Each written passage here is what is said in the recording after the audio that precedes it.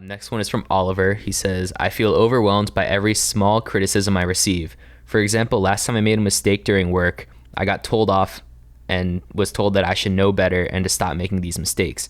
Even though it was just something small, I felt terrible for not being able to do my task properly.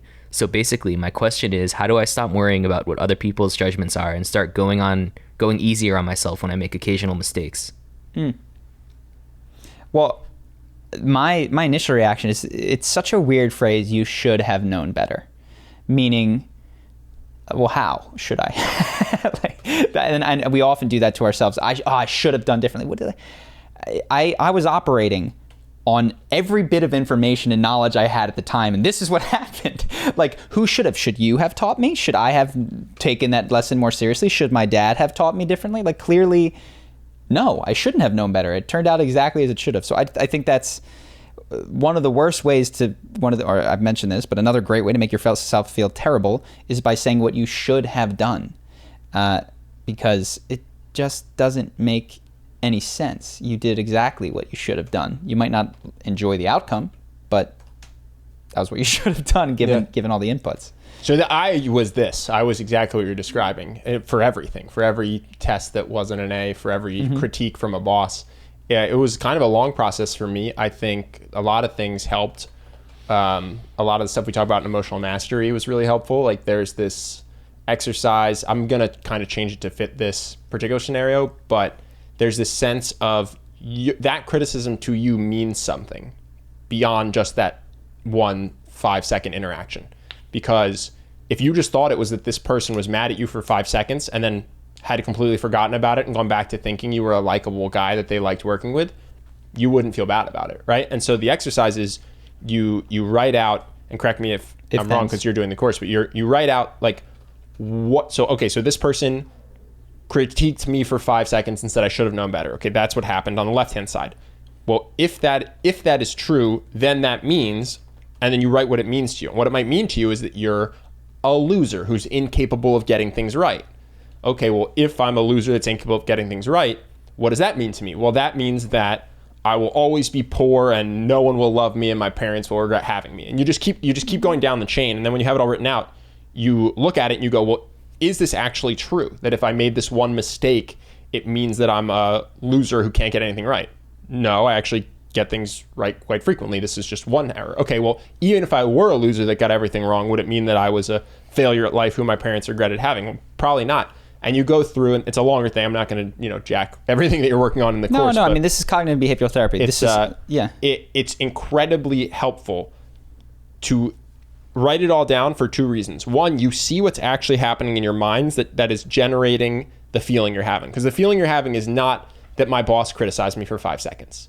The feeling you're having is I'm a complete failure that no one can love. And when you get down to that, one, just recognizing that relieves some of the feeling because you realize how absurd it is. Two, for me at least, you notice where the craziest jumps are, where the worst or least logical if-thens are, and that you can then try to rewire yourself to recognize isn't the case. Am I explaining this in a way that makes sense? Yeah. So like, you'll write down 10 things or 6 things before you get to the fact that you're completely worthless and no one can love you, and that's what the feeling actually is. But you'll notice that one of the jumps in particular makes the absolute least sense, and by doing something like meditating on it, reflecting on it, journaling on it, you can break that one arrow. And so then you won't necessarily fall as far. Mm-hmm. And it's that, to me, that exercise is the most helpful in recognizing I'm not upset because this woman rejected me. I'm upset because I'm interpreting this woman rejecting me as meaning that I'm a complete loser who is unlovable, who doesn't deserve to have a life partner that makes him happy. Yeah. And that's why I feel terrible when I walk up to a woman and I say something that I think's cute and she doesn't want to talk to me. Mm-hmm. And when you can break that chain, then what you can actually react to is that a stranger in the bar didn't want to talk to you, which is not a big deal. Or a boss that has said compliments to you sometimes, or maybe never is and is always a dick, but who you don't really need to like you in order to be happy, has said something mean to you. When you can interpret what's happening for just what's happening, it immediately loses all of its power. Yeah. And so that is the big question, is if anyone could really be present to the experience of their life, what happens is rarely, in the first world at least, bad in any significant sense. Yeah, this right? is a guy made sounds at you for 5 minutes. Exactly. So, but of course, that's not to deny that your experience of it could be very, very different from that. So, one, you might like the course Emotional Mastery because I try to approach this issue in many different ways. But if you're just interested in Ben's thing or it's out of your price point, he's talking about cognitive behavioral therapy, which is a day that we cover. And there's a book called Feeling Good, which goes into different cognitive behavioral therapy approaches to this. Part of the problem is that what is occurring is semi-cognitive, but it's also semi-emotional and semi-physical, meaning that you're carrying this interpretation with you everywhere you go.